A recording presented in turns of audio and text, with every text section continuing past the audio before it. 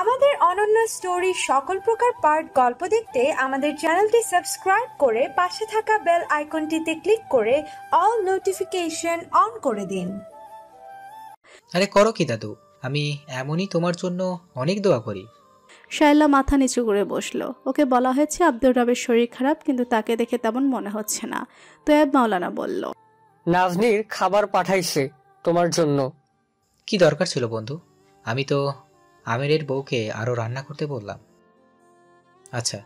বলেই আমারকে গলা উঁচু করে ডাকে। রান্না করতে মানা করে শায়লাকে দেখলো মন দিয়ে, কিছুটা রুষ্ট গলায় বলল, নাত বউয়ের গলা খালি হাত খালি কেন? গয়না গায়ে না থাকলে কি বউ বউ লাগে? শায়লা দাদু আসো, আসো তো আমার সাথে। শায়লা ফট করে উত্তর দিল, আমার গয়না ভালো লাগে না দাদু। আব্দুর রব গম্ভীর হলো, কিছুটা ধমকেশ্বরে বলল, আমি কি তোমার কাছে জানতে চাইছি কিছু? আসো আমার সাথে। শায়লা কিছু না বলে তার পিছু নিল। নিচতলায় দক্ষিণের ঘরটায় ঢুকে সিন্ধুক খুলে কিছুক্ষণ ঘুটমুট করলো সে।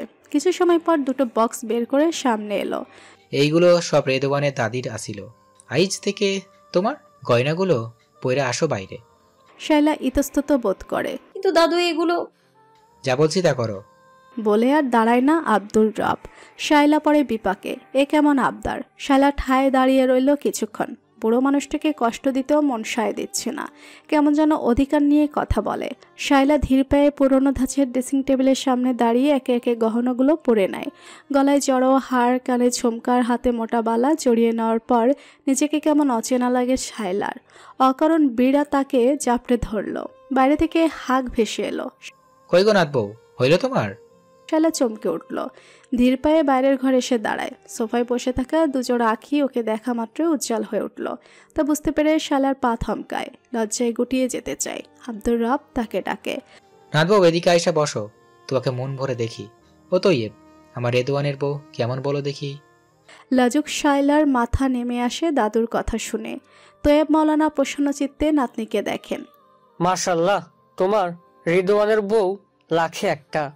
আরে কও কি, ও কোটিতে একজন, আমার রেদওয়ানের যোগ্য সঙ্গী। একের পর এক প্রশংসা বানে জর্জরিত শায়লা। এই প্রথম স্বাভাবিক নারীর মতো তার গাল দুটো লাল হলো। তার ইচ্ছে করছে পালিয়ে যেতে, কিন্তু পা দুটো যেন জমে গেছে। দাদাজান, কোথায় আপনি? বারবার ইমোশনাল ব্ল্যাকমেল করে আমাকে নাচিয়ে কি মজা পান বলুন তো? কত কাজ ফেলে আসতে হলো জানেন? আমি ঠিকঠাক মতো ডাক্তার হই, সেটা মনে হয় আপনি চান না, তাই না? বলতে বলতে ঘরে ঢুকলো রেদন। তার মেজাজ অত্যাধিক খারাপ। আজ আচমকা ছুটি চায়, ভীষণ বকা খেয়েছে সে। কিন্তু ঘরে ঢুকেই তার জবান বন্ধ হয়ে গেল। আচমকা এমন দৃশ্য সামনে দেখে সে বিস্ময় বধির, তার বোবা বনে গেল। সামনাসামনি সোফায় যে মেয়েটা বসে আছে তার দিক থেকে নজর ফিরিয়ে নিতে পারল না কিছুতেই। বউ সাজে বসে থাকা অনিন্দ সুন্দরী মেয়েটাই কি তারই বউ? সে ফিসফিস করল, শায়লা এখানে? রেদন চরম মাত্রায় বিরক্ত। দাদাজান নাটকে চূড়ান্ত করেছে, আর ওই মেয়েটা দাদাজান যা বলছে চুপচাপ সব করে যাচ্ছে। এই তো কিছুক্ষণ আগে খাবারের টেবিলে মেয়েটা তাকে আর দাদাজানকে খাবার পরিবেশন করছিল চুপচাপ, যেন সে কতকাল ধরে এ বাড়ির বউ। রেদন অবাক হয়ে দেখছে মুখে চ্যাটাং চ্যাটাং কথা বলা মেয়েটা বাধ্য মেয়ে হয়ে মুখে কুলু পেটেছে। এটা দেখে আরও বেশি মেজাজ খারাপ হচ্ছে তার। তাকে ডেকে আনার কারণ যে মেয়েটা, সেটা বুঝতে বাকি নেই। নিশ্চয়ই মেয়েটা তার নামে উল্টোপাল্টা বকে দাদাজানের মাথা খেয়েছে। যদি সত্যি এমন করে থাকে তাহলে মেয়েটাকে একটা উচিত শিক্ষা দিয়ে ছাড়বে সে। অন্যমনস্ক হয়ে রেদন বিছানায় নজর বুলালো। নতুন চাদর বেছানো হয়েছে খাটে। টেবিলের উপর ফুলদানিতে কিছু ফুল রাখা হয়েছে। নিঃসন্দেহে দাদাজানের বুদ্ধি। আপনার কফি। কোমল মেয়েলি স্বরে চমকে উঠল রেদন। ক্যাটক্যাটে সবুজ কাতান পরিহিত মেয়েটা নিঃশব্দে দাঁড়িয়ে আছে চায়ের কাপ নিয়ে। সবুজ রং রেদনের বিশেষ অপছন্দ, অথচ এই অপছন্দের রং এই মেয়েটাকে দেখতে খারাপ লাগছে না। মেয়েটার চেহারা একটা স্নিগ্ধ কোমল মায়াময় ভাব ছড়িয়ে আছে, যেটা দেখতে ভালো লাগছে। সে অবাক হয়ে দেখছে আর ভাবছে, সবুজ রঙে কাউকে ভালো লাগতে পারে? রেদনের মন চাইল কিছুক্ষণ ওই মুখের দিকে তাকিয়ে থাকতে, কিন্তু নিজেকে হ্যাংলা প্রমাণ করবে না বলেই কফির কাপটা নিয়ে মোবাইল দেখতে লাগলো। শায়লা আড়ষ্ট হয়ে পায়ে পায়ে এগিয়ে দরজা লাগাতেই রেদনের চোখ কপালে। সে অবাক হয়ে জানতে চাইল, দরজা আটকালেন কেন? শায়লার গম্ভীর মুখ আরো গম্ভীর হলো। কেন মানে? রাত হয়েছে, ঘুমোবো তাই। শায়লা যতটা সহজে জবাব দিল, রেদন ততটাই বিস্মিত হলো। আপনি এই ঘরে ঘুমাবেন? আপনার কোনো সন্দেহ আছে? আর কোনো প্রশ্ন থাকলে দয়া করে দাদুকে জিজ্ঞেস করুন প্লিজ। রেদন চুপ করে গেল। শায়লা বিছানায় বসলো পা তুলে। রেদন জানতে চাইল। আপনি কি বিয়েটা মেনে নিচ্ছেন? শায়লা হাসলো। না মেনে উপায় আছে কোনো? থাকলে বলুন। রেদন কি উত্তর দেবে ভেবে পেল না। আসলেই তো কোনো উপায় নেই। শায়লা রেদনকে দেখলো এক নজরে। রেদন শান্ত হয়ে বসে আছে। শায়লা বলল, তাই বলে আবার ভাববেন না আপনার সাথে এক কামরায় থাকতে চাইছি। আসলে মুরব্বী মানুষ বলল, মুখের উপর মানা তো আর করা যায় না। রেদন বিরক্ত হলো। আপনি কি দাদাজানকে কিছু বলেছেন? কোন বিষয়ে? আমাদের বিষয়ে। স্পেসিফিকলি বলতে গেলে বলতে হয় আমাকে নিয়ে। শায়লা অবাকে চূড়ান্ত হলো। আপনাকে নিয়ে কি বলবো? নিশ্চয়ই কিছু বলেছেন, তা নাহলে দাদাজান আমাকে জরুরি তলব কেন করলো? আপনি জানেন কত ঝামেলা করে আসতে হয়েছে আমাকে, টিচারের কত বকুনি সইতে হয়েছে। শায়লা রেগে গেলেন, শান্ত হয়ে জবাব দিল, আপনাকে কতটা ঝামেলা করে আসতে হয়েছে সেটা আমার জানার কথা না। আমি ছিলাম না আপনার সাথে। আর রইল দাদাজানের কথা, আমি এখানে এসেছি আপনি আসার 10 কি 15 মিনিট আগে। অতএব বুঝতেই পারছেন এই বিষয়েও আমি কিছুই জানি না। রেদন তার কথায় অটল রইল। এই কথা বলে তো হবে না। আপনি অফকোর্স কিছু না কিছু বলেছেন, তা না হলে আপনি আসার পর পরে কেন আমাকে দাদাজান ডাকলো? ঠিক এইসব কারণেই আমি ডক্টর ছেলেদের 2 চোখে দেখতে পাই না। নিজে বাদে অন্য কাউকেই দেখতে পায় না তারা। তারা শুধু সেলফ পেম্পারিং এই বিশ্বাস করে, নিজেকে প্রায়োরিটি দেয়। ভীষণ স্বার্থপর তারা। রেদন ভীষণ রেগে গেল। এখানে সেলফ প্যাম্পারিং এর কি দেখলেন আপনি? স্বার্থপরের মতো কি বা করলাম আমি? তাছাড়া একটা প্রশ্নের উত্তর দিন তো, আপনি কয়টা ডাক্তার ছেলেকে চেনেন? তারা কি এমন করেছে যে আপনার এত গাত্রদাহ হচ্ছে? বারবার একই অভিযোগ শুনতে শুনতে ত্যাক্ত হয়ে গেলাম। শায়লা কিছু দমে গেল রেদনের আক্রমণে, তবুও হার মানবে না। সে বলল, আমি কতজনকে তা জেনে কি করবেন? আপনার নিজের কথাই ধরুন, বারবার নিজের কথাই তো বলছেন ঘুরে ফিরে। আপনার এখানে আসতে কষ্ট হয়েছে কত, আপনাকে নিয়ে কি বলেছি। আরে বাবা, আমার কিসের ঠেকা পড়েছে আপনাকে নিয়ে আলোচনা করার? বারবার আমাকে না বলে দাদাজানকে জিজ্ঞেস করলেই তো পারেন। রেদন হাত ছাড়ল, মুখ বিকৃত করে বলল, সেটাই তো পারি না। বুড়ো ইমোশনাল ব্ল্যাকমেল করে সিন ক্রিয়েট করে ফেলে। আচ্ছা, আমাকে একটা উত্তর দিন তো, আপনি বিয়েটা কেন করেছিলেন? শায়লার প্রশ্নে হতবাক রেদন বলল, এখনো বুঝতে পারছেন না কেন বিয়ে করেছি? কে শখ করে পর অবস্থায় বিয়ে করে? খেয়ে দিয়ে কাজ নাই নাকি? তার মানে আমার সাথে বিয়েতে আপনার মত ছিল না, অন্য কারোর সাথে সম্পর্ক ছিল আপনার? আশ্চর্য কথা বলছেন তো। আপনাকে হুট করে ডেকে এনে বললো আজ তোর বিয়ে, আর আপনি নাচতে নাচতে বিয়ের পিড়িতে বসবেন? কি আজব প্রশ্ন। তা আপনি কেন বিয়ে করেছিলেন? শখে? ব্যঙ্গাত্মকভাবে বলল রেদন। প্রশ্ন শুনে শায়লার রেগে যাওয়ার কথা, কিন্তু সে রেগে গেল না, উল্টো হেসে দিল। রেদন ভেবাচেকা খায়, ও কি হাসির কথা বলেছে? অসন্তুষ্ট হয়ে তাকালেও শায়লার প্রাণবন্ত হাসি দেখে চেহারায় অসন্তুষ্ট গায়ের হয়ে গেল নিজের অজান্তেই। শায়লা হাসি থামিয়ে চেহারায় গম্ভীরতার মুখোশ টেনে নিল। বিয়ের চিন্তা ভাবনা দূর, ন্যূনতম প্রেম ভালোবাসা নিয়েও ভাবিনি। আপনি হয়তো জানেন না, আমি ভীষণ ভালো ছাত্রী, এই জেলার শ্রেষ্ঠ ছাত্রী আমি। প্রাইমারি থেকে ইন্টার পর্যন্ত স্কলারশিপ পেয়ে পড়েছি আমি। এ পর্যন্ত এসেছি সম্পূর্ণ নিজের চেষ্টায়। খুব ইচ্ছে ছিল নিজের স্বাবলম্বী হব, কিন্তু দাদা জানে সেই ইচ্ছে পছন্দ হলো না, আর আমার স্বাবলম্বীও হওয়া হলো না। রেদনের মন খানিকটা খারাপ হলো। শায়লাও যে চাপে পড়ে রাজি হয়েছে সেটা পরিষ্কার বোঝা যাচ্ছে। কেন যে পরিবারের বয়োজ্যেষ্ঠরা ছোটদের মন বুঝতে চায় না? রেদন মৃদুস্বরে বলল, আপনি এখনো স্বাবলম্বী হতে পারেন, কেউ আপনাকে মানা করবে না। আমার বড় দুই ভাবিকে তো দেখেছেন, দুজনে কিন্তু চাকরি করে আবার সুন্দর মতো সংসার করছে। কথাগুলো বলেই চমকে গেল রেদন। কেন বলল ওর কথাগুলো? এরকম কথা শায়লাকে বলার মানে কি? তার মানে কি সে বিয়েটা মেনে নিচ্ছে? রেদন ভীষণ অস্বস্তি বোধ করলো। শায়লাও কিছুটা বিস্মিত। সে বিস্ময় নিয়ে রেদনের দিকে তাকালে রেদন কৈফিয়ত দেওয়ার ভঙ্গিতে বলল, প্লিজ কথাগুলো অন্যভাবে নেবেন না, আপনার কথার প্রেক্ষিতে কথাগুলো বলেছি। তাছাড়া একটা কথা তো মানতে হবে যে আমাদের বিয়ে হয়ে গেছে। জানি বিয়েটা মনের বিরুদ্ধে হয়েছে, কিন্তু দাদাজানকে আমি দুঃখ দিতে পারবো না, কিছুতেই না। শায়লা ক্লান্ত গলায় বলল, এখানে দাদাজানকে দুঃখ দেওয়ার কথা আসছে কেন? না মানে আমাদের মধ্যে আন্ডারস্ট্যান্ডিং না হলে দাদাজান কষ্ট পাবে, সেটাই বলছি আর কি। শোনেন, এই মুহূর্তে বিয়ে সংসার এসব নিয়ে ভাবতে চাই না আমি। লেখাপড়ায় হ্যাম্পার হোক সেটা কিছুতেই চাই না। দাদাজান আমাকে এটাই বলেছিল যে বিয়েটা হচ্ছে, কোনো কিছু বদলাবে না, আমি আমার মতে পড়ালেখা করব, বা বাকি যা করার করব। শায়লার কথা অপমান বোধ করে রেদন রেগে গেল। তো আমি বুঝি ভাবতে চাইছি? শ্বাস ফেলার সময় পাই না হাসপাতালে ডিউটি দিতে দিতে, আর আপনি বলছেন সংসার নিয়ে ভাবতে? কি মনে হয় ডাক্তারি পড়া খুব ইজি না? শায়লা চুপ হয়ে গেল। পর মুহূর্তেই রেদন বুঝতে পারল কাজটা একদমই ঠিক করেনি। এত রুড হওয়া উচিত হয়নি। সে কণ্ঠস্বর কিছুটা নরম করে বলল, সরি, আমি আপনাকে হার্ট করতে চাইনি। আবারও নীরবতা। দুজনেই চুপ করে বসে আছে। অনেকটা সময় কেটে যাওয়ার পর রেদওয়ানই মুখ খুলল। শুনুন, ঝগড়াঝাটি না করে আমরা বরং নিজেদের মধ্যে আলোচনা করে একটা সলিউশন আসতে পারি। যেহেতু আমরা দুজনেই পড়ছি, এখনো ছাত্রছাত্রী, তাই বিয়েটা নিয়ে মনে চাপ নিয়ে নিজেদের ক্ষতি করা উচিত হবে না।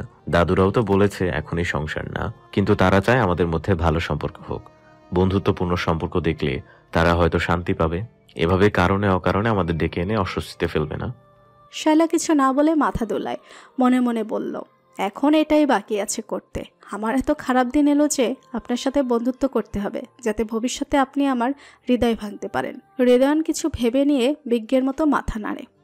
আমাদের দুজনকেই দাদুদের সামনে একটু অভিনয় করতে হবে।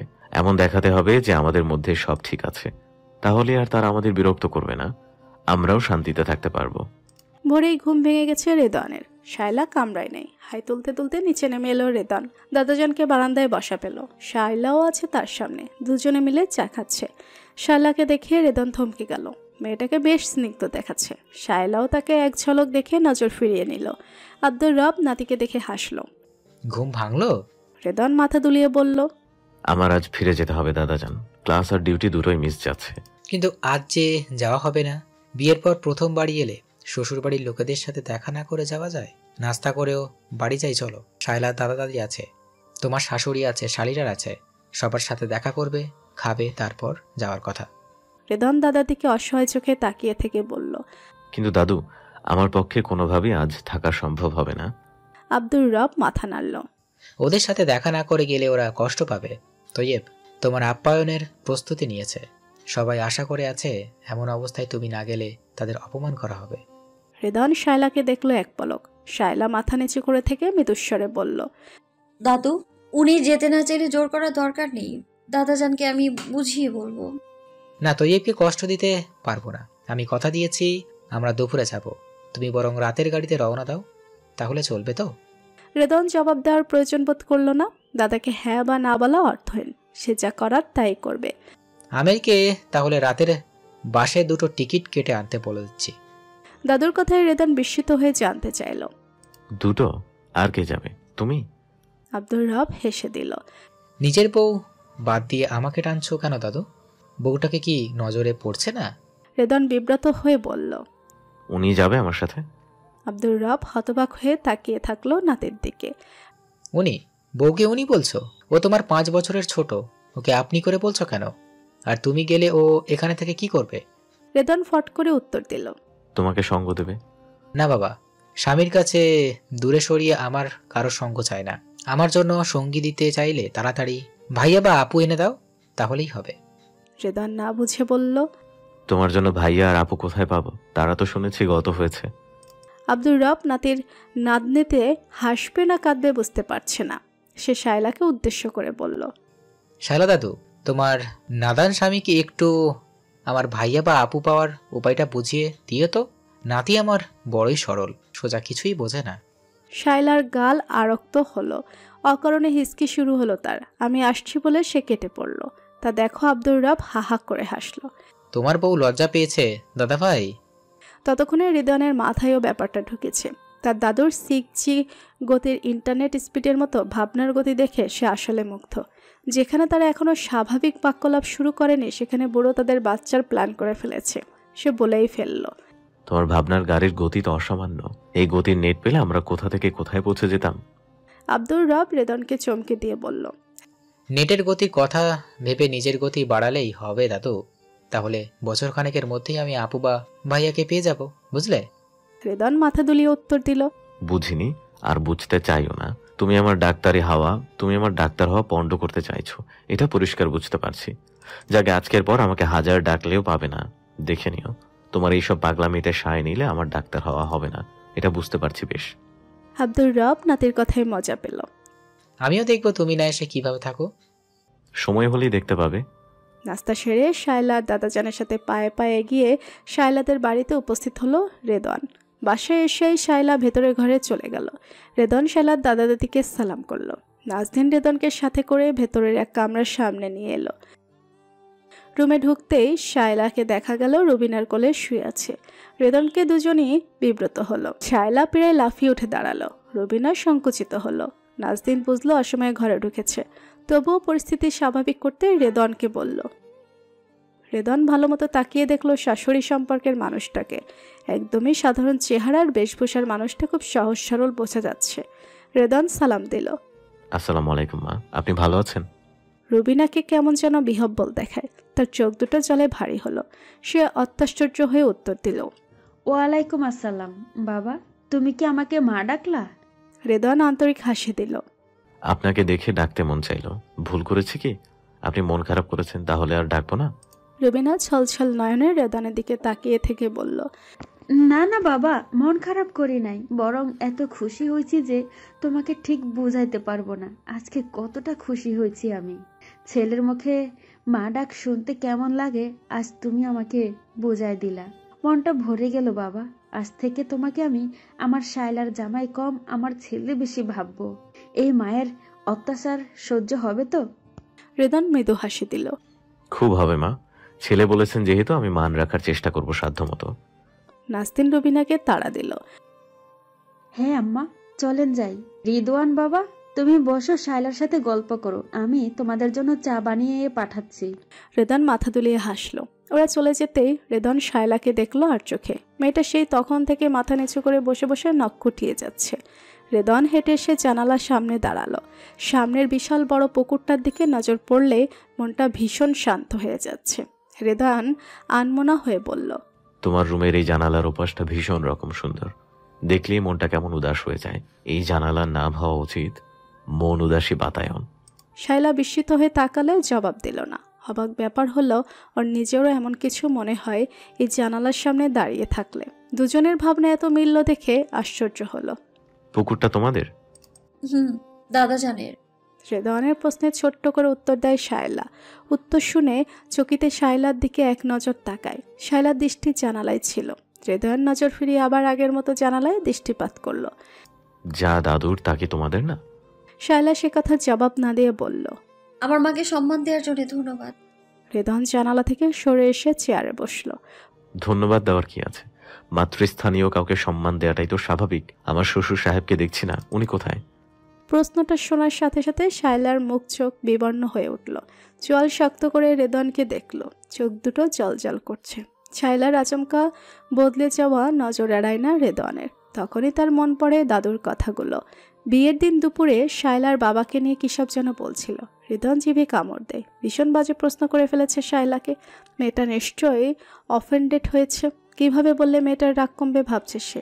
এর মাঝে পর্দার বসে দুটো উৎসাহী মুখ উকি দিতে দেখলো। কে ওখানে? ভেতরে এসো। আসসালামু আলাইকুম দুলা ভাই, আমি মহুয়া আর ও বিনা, আমরা দুজনই আপনার শালি। মহুয়ার বিনা ট্রে হাতে ঘরে ঢুকলো। মহুয়ার ট্রেটা রেদনের সামনে নামিয়ে রাখলো। তাতে কয়েক পাদের পিঠা আর 2 কাপ চা। মহুয়ার সপ্রতিভ উত্তরে রেদন হেসে দিল। আরে বা, আমার আবার শালিও আছে, তাও আবার দুটো। দারুণ ব্যাপার। তা শালিরা আপনারা কোথায় পড়ছেন বলে ফেলেন তাড়াতাড়ি। আমি এবার ইন্টার পরীক্ষা দিব। আর আমি ক্লাস 8-এ পড়ি। বিনা তাড়াহুড়ো করে উত্তর দিল। রেদন হেসে দুজনকে কাছে ডাকলো। এর মধ্যে শায়লাকেও দেখে নিয়েছে। মেয়েটার মুখের পেশিগুলো ঢিলে হওয়ায় বুঝলো এখনকার মতো আগুনের উত্তাপ কিছুটা কমেছে। হয়তো বন্ধুদের সামনে এ বিষয়ে কিছু বলতে চাইছে না। মনে মনে হাঁপ ছেড়ে বাঁচে রেদন। মানুষের দুর্বলতা নিয়ে আঘাত করা ভীষণ অপছন্দের কাজ ওর কাছে, কিন্তু আজ নিজের অজান্তেই কাজটা করে ফেলেছে। এখন শায়লাকে কিছুটা স্বাভাবিক দেখে ওর অপরাধবোধ কিছুটা কমলো। তোমরা আমাকে দুলাভাই না ডাকে ভাইয়া ডাকতে পারো। দুলাভাই কেমন পরপর শোনায় না, বরং ভাইয়া ডাকলে মনে হবে আপন বোন ডাকছে। তাছাড়া আমার একটা আক্ষেপ ছিল জানো। রেদওয়ানের দৃষ্টি পুকুরের গভীর জলে নিবন্ধ। 2 বোন উৎসুক দৃষ্টি মেলে রেদওয়ানের দিকে তাকিয়ে একসাথে জানতে চাইল।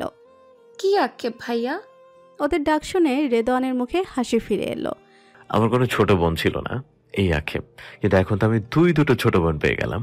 তোমাদের ভাইয়া ডাক শুনে আমার ছোট বোন না থাকার দুঃখটা পুর হয়ে গেল।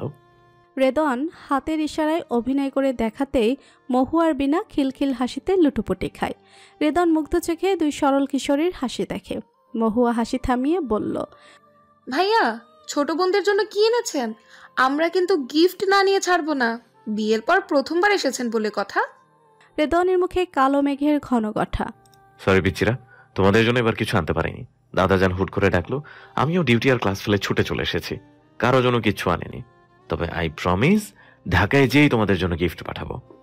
এ কথা শুনে দুই বোনই খুশি হয়ে গেল।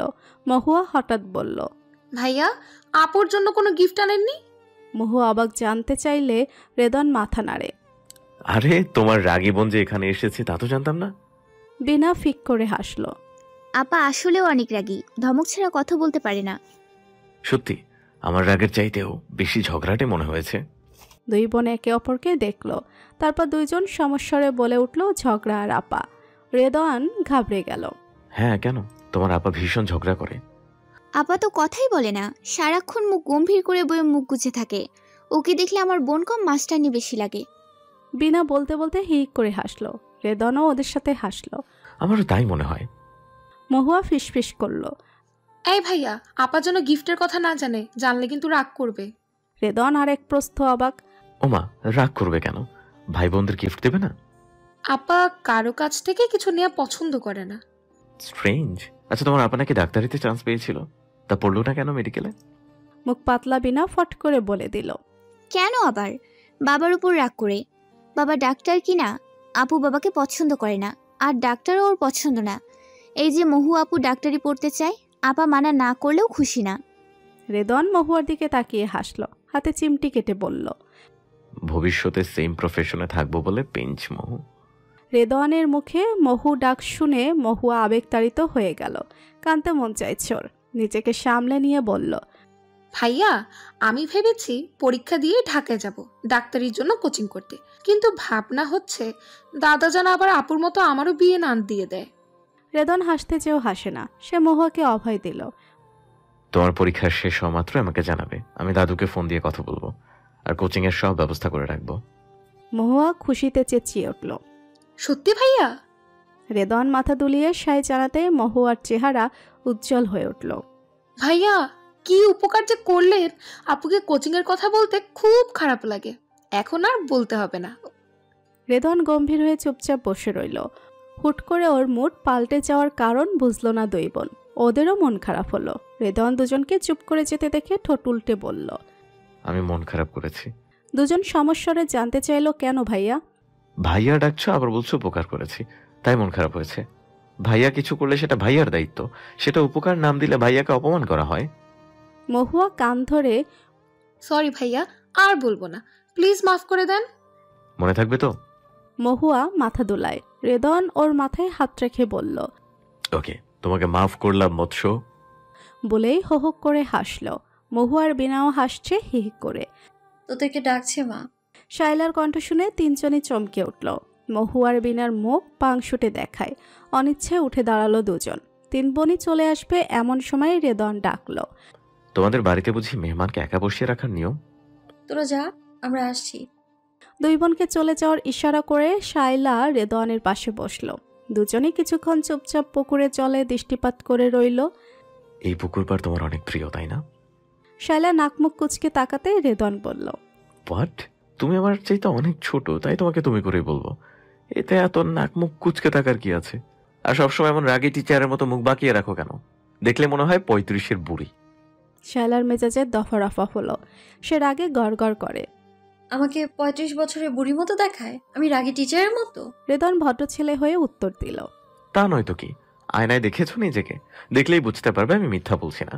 আজ আমি তোমাকে শায়লা না, রাগী টিচার নামে রাখবো। রাগে শায়লার শরীর কাঁপে, নাক মুখ লাল হয়ে যায়। দাঁতে দাঁত চেপে বলল, আর আপনি কি নিজেকে কি সালমান খান মনে হয় আপনার? আমি রিদওয়ানুল হক। সালমান খান কেন হব?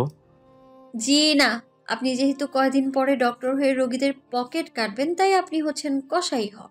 ডাক্তারকে শুধু রোগীর পকেট কাটে, জীবন বাঁচায় না? রেদন আহত কণ্ঠে শুধায়। শায়লা একটুও না দমে পড়ল, জীবন বাঁচাক বা না বাঁচাক পকেট কাটবেই, তা না হলে আপনাদের আবার পেটের ভাত হজম হয় না তো। আর মন নিয়ে খেলা তো আপনাদের স্বভাব। কয়জন ডাক্তার দেখেছো এমন? আর যদি দেখেও থাকো আমাকে বলছো কেন? আমি কি এমন কিছু করেছি? নিজেকে দেওয়ার মতো সময় তো পাই না, কারণ মন নিয়ে খেলবো কখন? ভেরি ব্যাড শায়লা, রেগে হুঁশ হারিয়ে ফেলছো দেখছি। রেদনের শান্ত ধীর স্থির মনোভাব দেখে শায়লা ঘাবড়ে গেলেও হার না মেনে অটল গলায় বলল, হুঁশ হারাই বা না হারাই সত্য বদলে যাবে না। কথাটা বলে শায়লা উঠে চলে যাচ্ছিল। রেদন বলল, থামো শায়লা, বসে থাকো, কথা শেষ করি। শায়লা আবারও বসলো। কি বলবেন বলুন। তোমার আমার সাথে সবসময় রেগে কথা বলার কারণটা আমি বুঝতে পারছি না। আসলে আমাকে নিয়ে তোমার সমস্যাটা কি? বিয়েটা তো তোমার কিংবা আমার কারো ইচ্ছেতেই হয়নি, তাহলে তুমি কেন এমন করছো যাতে আমার নিজেকে দোষী মনে হচ্ছে? আমাকে বলো, আমার দোষটা কি? শায়লার চেহারা মলিন হলো। দেবার মতো উত্তর সে খুঁজে পেল না। আসলে রেদনের কোনো দোষ নেই, বরং অপরিচিত রেদন তাকে নানাভাবে সাহায্য করেছে। কিন্তু ওর ডাক্তার হওয়াটা কেন যেন মেনে নিতে পারছে না শায়লা। বারবার মনে হচ্ছে ওর বাবা মায়ের সাথে যা করেছে রেদন ওর সাথে তাই না করে। মনে ভীষণ ভয় হয় শায়লার, নিজেকে মায়ের মতো পরিত্যক্ত অবস্থায় আবিষ্কার করার ভয়। কিন্তু সেসব কথা রেদনকে বলা অর্থহীন। শায়লা দীর্ঘশ্বাস ফেলে বলল, আমার মনে হয় ডক্টরদের নিজের প্রফেশনের মধ্যে বিয়ে করা উচিত, তাতে আন্ডারস্ট্যান্ডিং এর সুবিধা হয়। যাই হোক, আমাদের বিয়েটা নিয়ে আমি আরেকটু ভাবতে চাই। আপনিও ভাবুন, আমার সাথে অ্যাডজাস্ট করতে পারবেন কিনা, তারপর সিদ্ধান্ত নেওয়া যাবে। রেদনের চোখে বিরক্তি। শায়লা উঠে কাপড়ের ময়লা ছাড়ে। এখন আসুন প্লিজ, বেলা হয়েছে, দুপুরে খাবার খেতে হবে। অবুঝ মেয়েটার সাথে কথা বাড়ানোর ধৈর্য হলো না রেদনের। সে শায়লার পেছনে হাঁটা ধরল। খালি হাতে এসেছিল রেদন। রাতে বিদায় নেওয়ার সময় 3টে ব্যাগ বাড়তি হলো। শায়লা মা হরেক রকম পিঠে পুলি হাঁস মুরগি রেখে ব্যাগ লোড করে দিয়েছে। সব খাবার রেদনের বাড়ির জন্য। শুনে মুখ শুকিয়ে গেল রেদনের। বাড়িতে কিছু জানিয়ে আসেনি। এখন এসব নিয়ে বাসায় গেলে মা নির্ঘাত সিনক্রেট করবে। ভাববে লুকিয়ে চুরিয়ে শ্বশুর বাড়ি যায়। মুরব্বীদের মুখের ওপর কিছু বলাও যায় না। কি বলবে কি করবে ভাবতে ভাবতে অসহ্য হয় রেদন। গাড়িতে ওঠার পর থেকেই ভেবেই যাচ্ছে। শায়লা মোবাইল স্ক্রল করতে করতে আর চোখে রেদনকে দেখে। দুশ্চিন্তাগ্রস্ত রেদনের চিন্তার কারণ খুঁজে পায় না। অনেকক্ষণ দেখে থাকতে না পেরে শায়লা বলেই ফেলল, কোনো সমস্যা হয়েছে? তখন থেকে দেখছি ভেবেই যাচ্ছেন। কি ভাবছেন এত? রেদন শায়লার দিকে তাকালো। মেয়েটার উৎসুক দৃষ্টি নজর এড়ায় না। রেদন দ্বিধা নিয়ে বলল, ভাবছি তোমার মা যেসব দিয়েছে সেগুলো নিয়ে বাসায় গেলে খুব সমস্যা হবে। আম্মু খুব ঝামেলা করবে, ভাববে আমি মনে হয় প্রায়ই এখানে আসি। শায়লা অবাক হয়ে বলল, এমন ভাববে কেন? আপনি তো যান না গ্রামে। রেদন মৃদু হাসল। যাই না, কিন্তু আম্মু মনে করবে। আর কারো মনে করা তুমি কিভাবে ঠেকাবে? সত্যি বলতে শায়লাও ভেবেছে এ নিয়ে। জাকিয়া তাকে বিশেষ পছন্দ করে না, সেটা সে টের পায়। তাই বলে মায়ের দেওয়া জিনিসগুলো দেবে না তা কি করে হয়? শায়লা বলল, কিন্তু না দিয়ে কি করবেন? তাছাড়া দাদু তো নিশ্চয়ই ফোন দিয়ে জানতে চাইবে জিনিসগুলো পেয়েছি কিনা। আমার মনে হয় না এত লুকোচুরির প্রয়োজন আছে। আমরা তো পালিয়ে বিয়ে করিনি বা তেমন কোনো অপরাধও করিনি, কাজে অমূলক ভয় পাওয়ার তো কোনো প্রয়োজন দেখছি না। বলছো? শায়লা মাথা দুলায়। রেদন আর কিছু না বললে ওর মায়ের ভাবনা মাথা থেকে গেল না। ভয় হচ্ছে এসব দেখে মা শায়লাকে না উল্টাপাল্টা কথা শোনায়। সকালে দুজনকে একসাথে দেখে জাকিয়া সত্যিই অবাক হলো।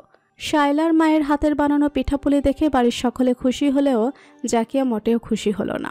সবার সামনে কিছু না বলে রেদন একা হতেই ওকে পাকড়াও করলো। সে বারবার রেদনকে প্রশ্ন করতে লাগলো, তুই কবে গেলি? হুট করে দাদুর কাছে গেলিই বা কেন? রেদন যথাসম্ভব বিরক্ত না হয়ে জবাব দিল, দাদু ডাকলো মা, না যেয়ে কি করব? দাদু শুধু তোকেই ডাকলো কেন? সেটা আমি কি করে বলবো? তুই আর শায়লা একসাথে গেছিস? ওর সাথে তোর নিয়মিত যোগাযোগ হয়? না মা, আমরা একসাথে যাইনি। শায়লার সাথে আমার যোগাযোগ হয় না। গ্রামে যেয়ে দেখা হলো। ওদের বাড়িতে গেছিলি? হ্যাঁ, দাদুই নিয়ে গেল। জাকিয়া গাল ফুলিয়ে জবাব দিল, বাহ, ভালোই তো। দাদি না তুই এক হয়ে গেছো। অবস্থা দেখে মনে হচ্ছে তোর দাদুই তোর সব, আর আমরা তোর জীবনের আগাছা। রেদন বিরক্তি হলো। কেন এসব বলছো মা? কি এমন করলাম আমি? জাকিয়া রেগে গেল। কি করেছিস? কি করিসনি তাই বল। একে তো তোর দাদুর কারণে তোকে বিয়ে করানো হলো ওই অজগণ্ড গ্রামে, তাও আবার এমন একটা মেয়েকে যার না বাবা আছে না টাকা পয়সা। কত করে বোঝানোর চেষ্টা করেছে তোর দাদুকে, ওদের সাথে আমাদের কোনো দিনও যায় না। মানুষের কাছে কি পরিচয় দিবে বইয়ের? এর মধ্যেই তুই দেখছি শ্বশুর বাড়ি দিকে ঝুঁকে যাচ্ছিস।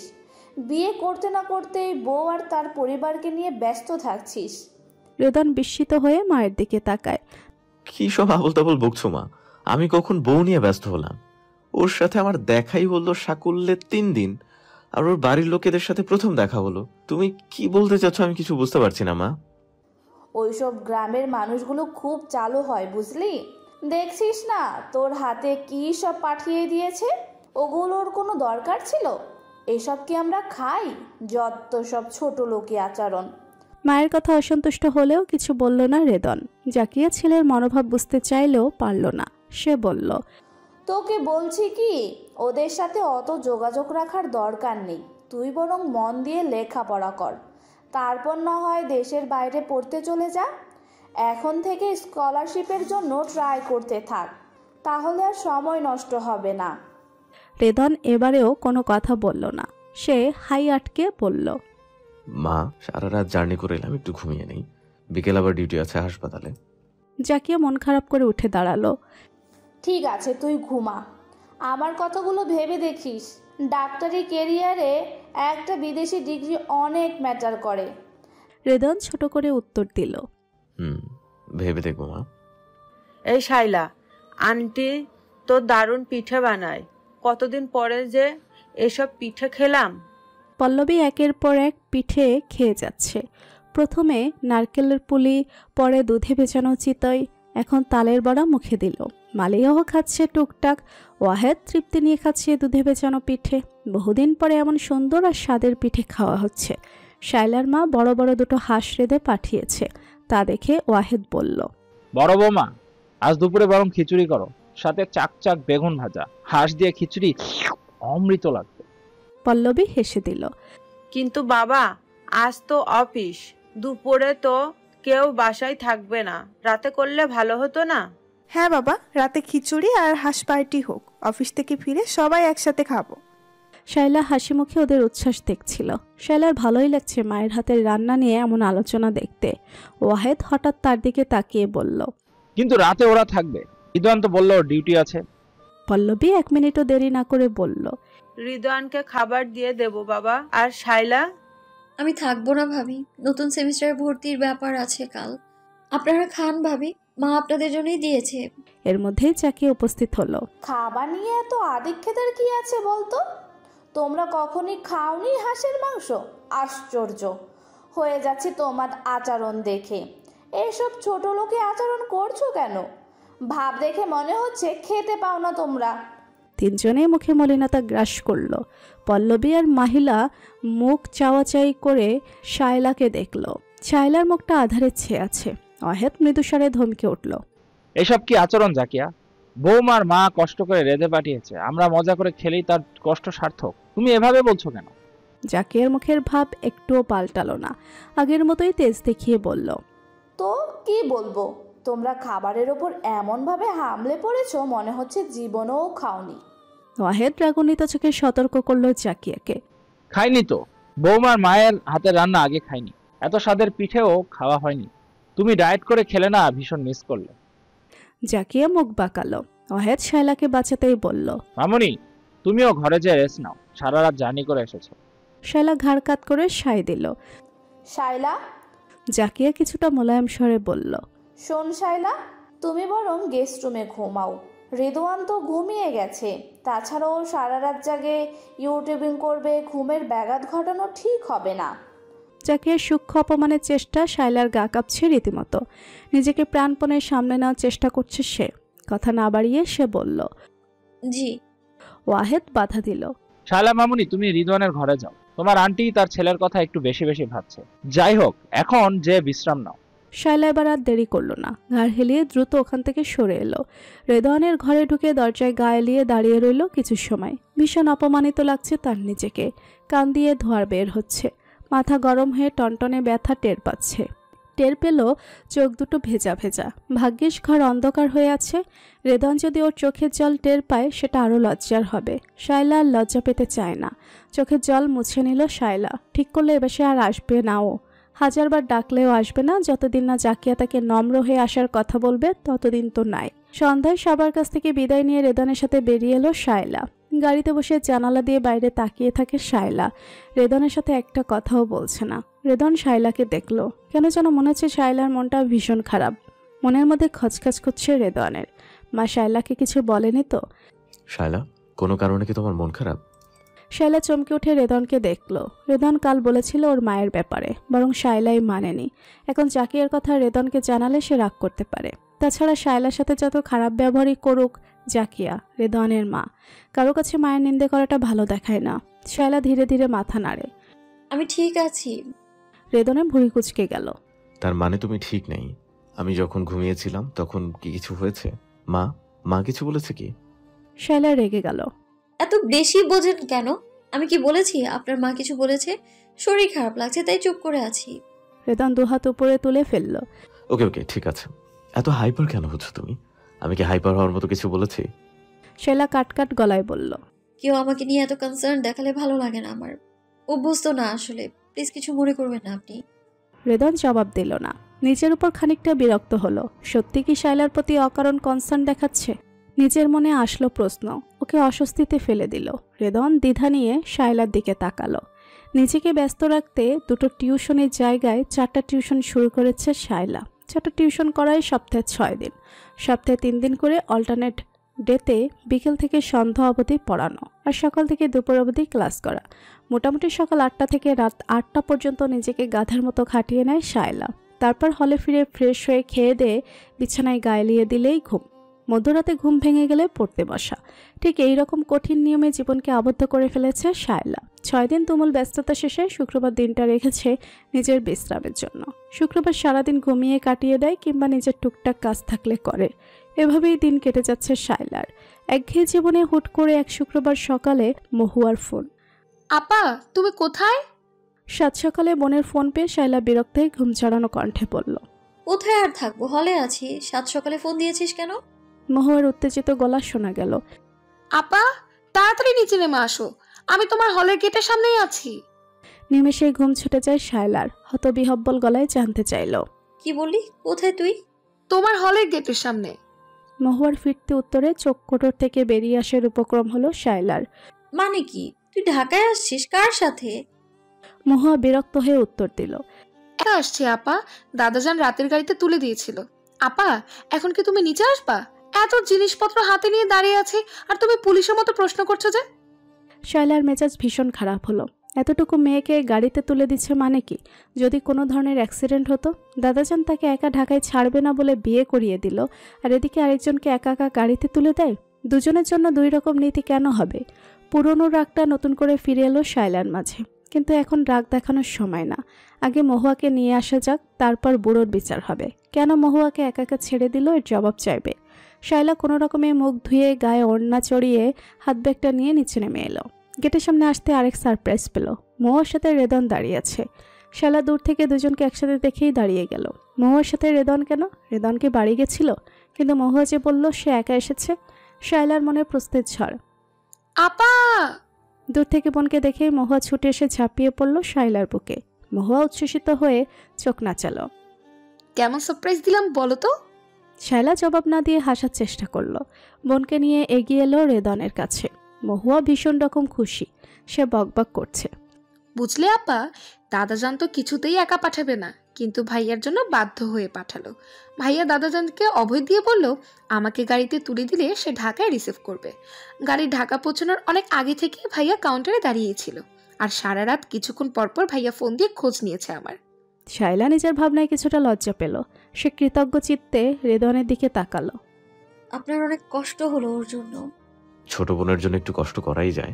তাছাড়া সত্যি বলতে কষ্ট তেমন হয়নি। আমার রাতে ডিউটি ছিল, সারা রাত সজাগে ছিলাম। এখন ডিউটি এক্সচেঞ্জ হয়েছে, হলে ফিরে লম্বা একটা ঘুম দেব। তবু আপনাকে ধন্যবাদ দেব নিজের ব্যস্ত শিডিউল থেকে ওকে সময় দিয়েছেন বলে। রেদনকে কিছুটা মনক্ষুণ্ণ দেখায়। বারবার ধন্যবাদ বলে আমাকে ছোট করো না শায়লা। মহুয়ার প্রতি আমারও কিছুটা কর্তব্য আছে। Take it easy. আমার ঘুম পাচ্ছে, আসছি আমি। ওকে মহুয়া, আপুর কাছে থাকো, কাল তোমাকে নিয়ে কোচিংয়ে যাব। আমি কথা বলে রেখেছি কোচিংয়ে। মহুয়া ঘাড় কাত করে সায় দিয়ে বলল, ঠিক আছে ভাইয়া, খুব কিন্তু জ্বালাবো আপনাকে, আমাকে পরে বকা দিতে পারবেন না কিন্তু। রেদন হাসল। যত খুশি জ্বালিও, আজ আসছি। রেদন চলে গেলে শায়লা গম্ভীর হলো। রুমে আসতেই শায়লা মহুয়াকে বকল, আমাকে না জানিয়ে ওকে জানিয়েছিস কেন মহুয়া? আমি জানলে কি তোকে ঢাকায় আসতে বাধা দিতাম? বাধা দেওয়ার কথা আসছে কেন আপু? ভাইয়া ছাড়া কে দাদাজানকে কন্ট্রোল করতে পারতো আপু বলো? তুমি তো জানো দাদাজান কেমন, আমরা বললে কিরকম হতো আর ভাইয়া বলাতে কেমন হলো সেটা তো বুঝতেই পারছো নাকি? শায়লা মাথা নাড়ল। না, বুঝতে পারছি না। তুই জানিস আমি অন্যের থেকে সাহায্য নেওয়া পছন্দ করি না। নিজে লড়া ভালো। কিন্তু আপু, ভাইয়া তো অন্য কেউ না। তোর কাছে নিজের বোনের চাইতে 2 দিন আগে আসা মানুষটা বেশি আপন হলো। মহুয়া মাথা নাড়ে। শায়লা স্থির দৃষ্টিতে তাকিয়ে থেকে বলল, তাহলে আমাকে না জানিয়ে তাকে কেন জানালি? কোচিংয়ে ভর্তির ব্যাপারেও ওকে বলেছিস? কারণ ভাইয়া ডাক্তার আপু, তুমি আমাকে ভুল বুঝছো কেন? শায়লা কিছুক্ষণ মহুয়াকে দেখল, তারপর বলল, ফ্রেশ হয়ে নে, আমি খাবারের আয়োজন করি। থমথমে মুখে শায়লা কথাটা বলতেই মহুয়ার বুকটা হুহুক করে উঠল। ঢাকায় আসা নিয়ে খুব উত্তেজিত ছিল সে, অথচ এখন শায়লার মুখ দেখে কান্না পেয়ে গেল।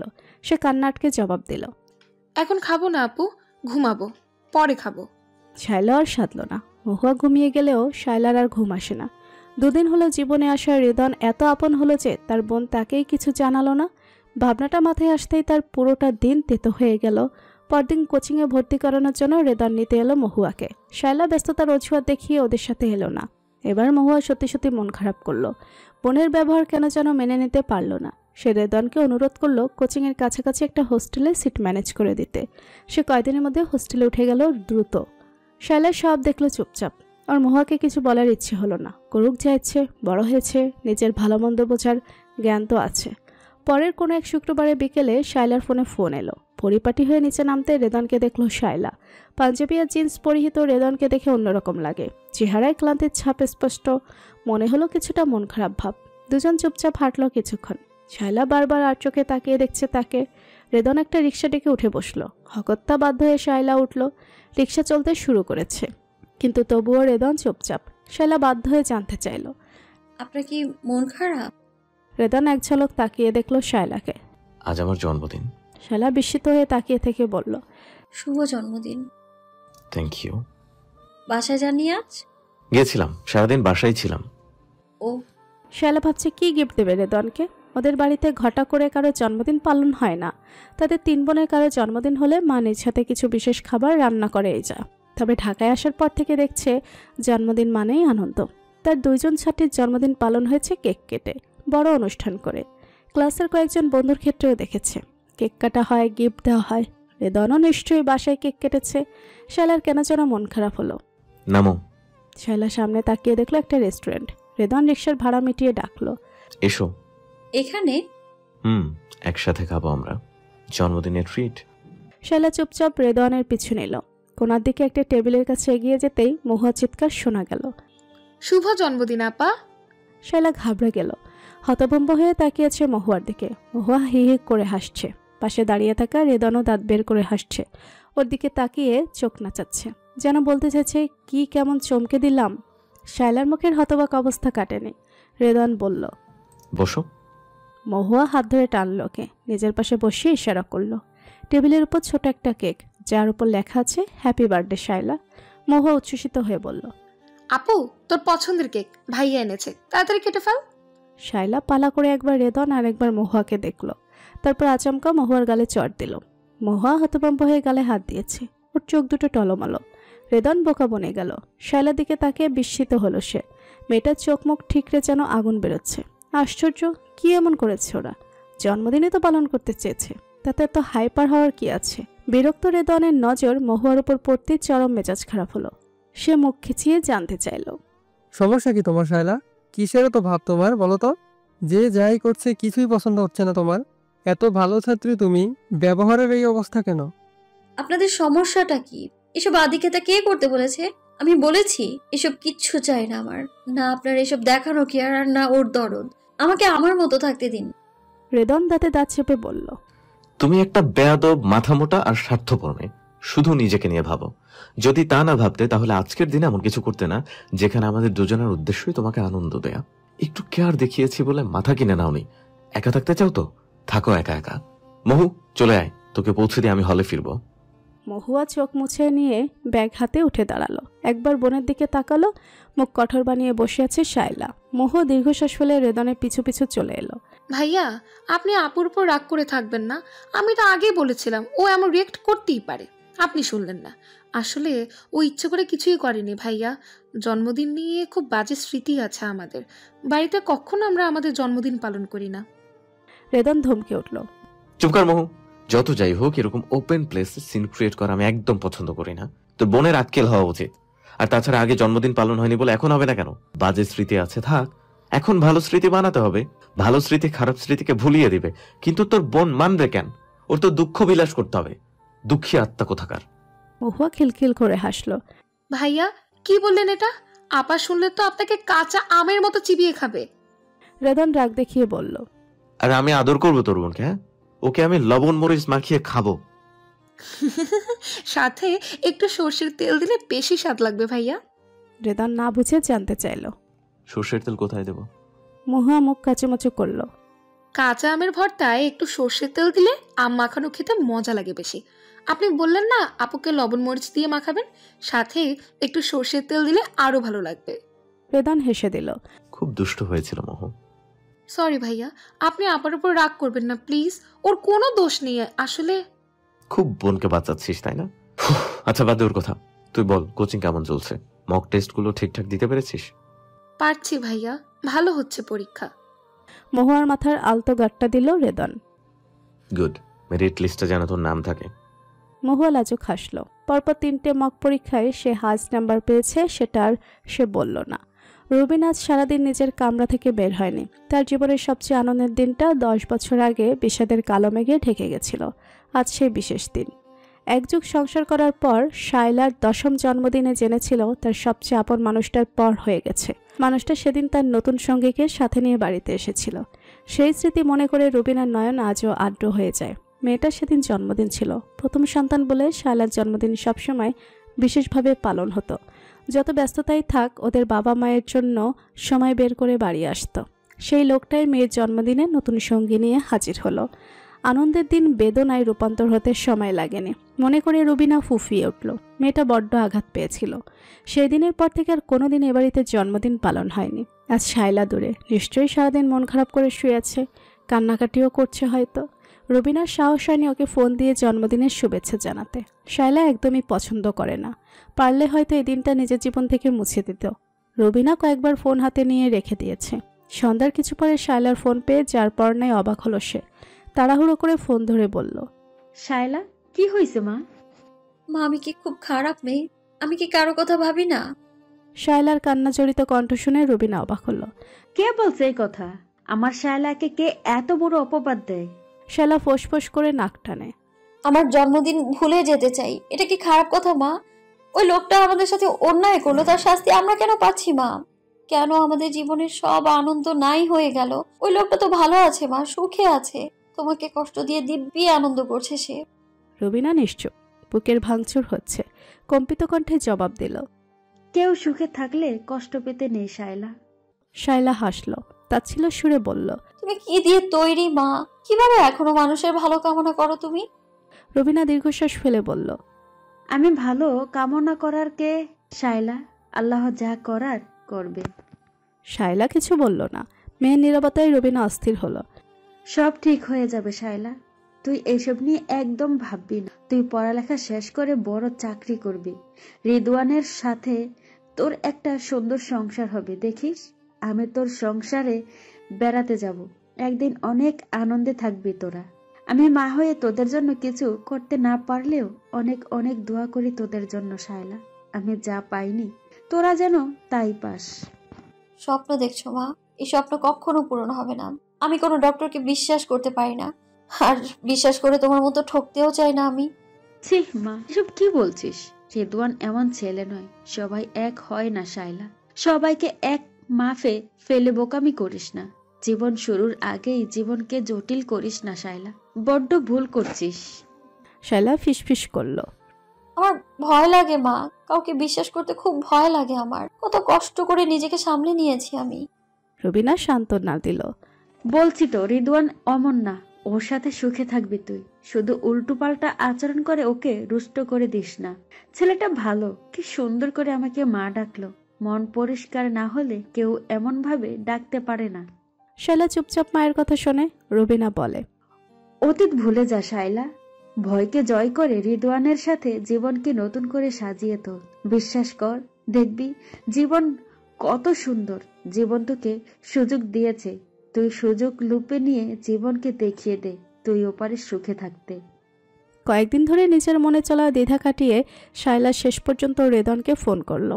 ভেবেছিল রেদন ওর ফোন ধরবে না, কিন্তু ওকে অবাক করে দিয়ে দুবার রিং হতেই রেদনের গলা শোনা গেল। হ্যালো। শায়লা কি বলবে ভেবে পেল না, গলা দিয়ে একটা আওয়াজও বেরোলো না।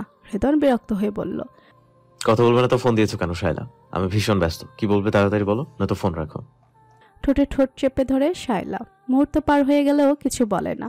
রেদন বিরক্ত হয়ে ফোন কান থেকে নামাবে শুনল। আপনার একটু সময় হবে? রেদন না বুঝে বলল, কি বললে পরিষ্কার করে বলো। আপনার সাথে দেখা করতে চাইছিলাম, কখন সময় হবে আপনার? আমি তোমাকে পরে ফোন করব। রেদন ফোন কেটে দিল। শায়লা ভীষণ মন খারাপ হয়।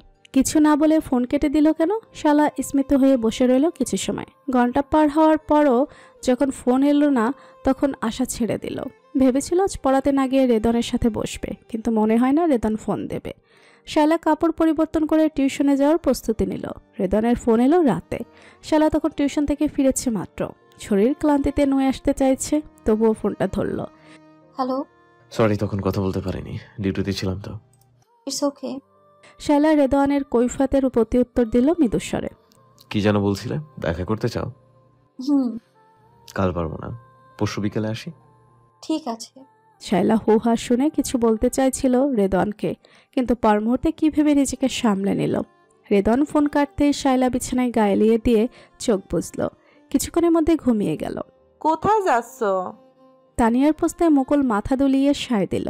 ছোট্ট হ্যান্ড লাগেছে দুটো শার্ট আর দুটো প্যান্ট গুছিয়ে নিতে নিতে বলল, ঢাকায় যাচ্ছি 3 দিনের একটা সেমিনার অ্যাটেন্ড করতে।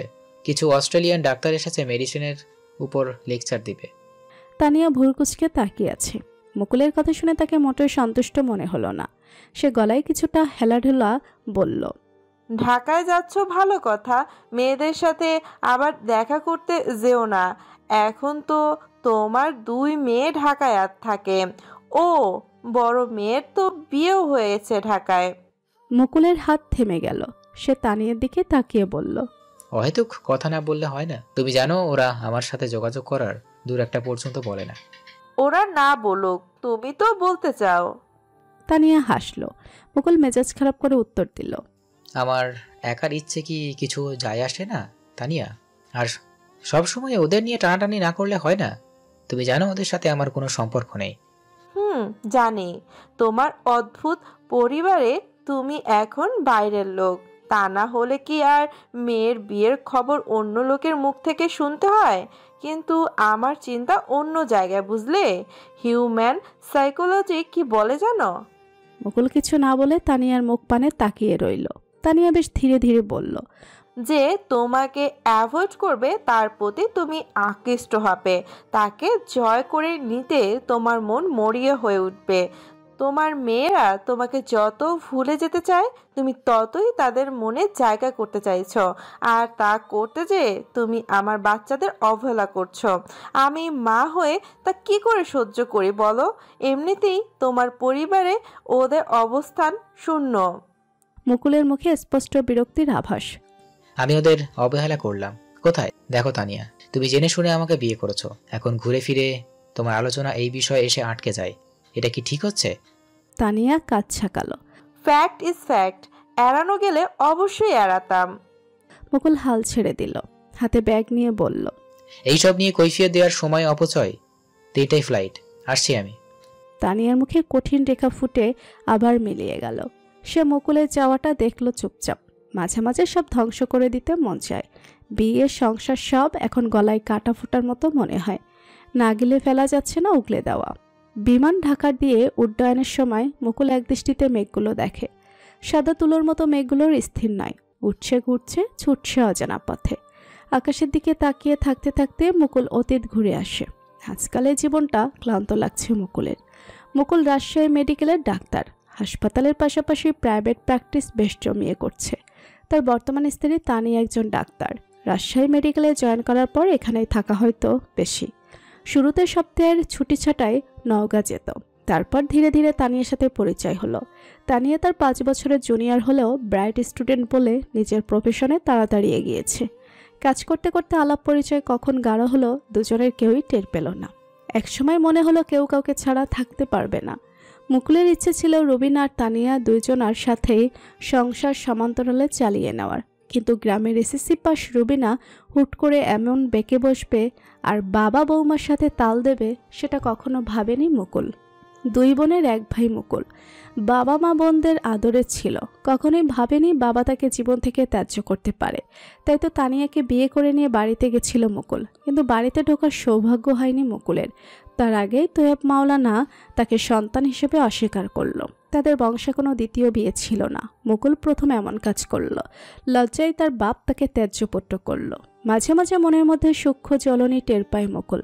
রুবিনা তার ভাগের সবটুকু ভালোবাসা ভোগ করছে বলে বাড়ির এত কাছে থেকেও বাড়ি যেতে পারে না মুকুল।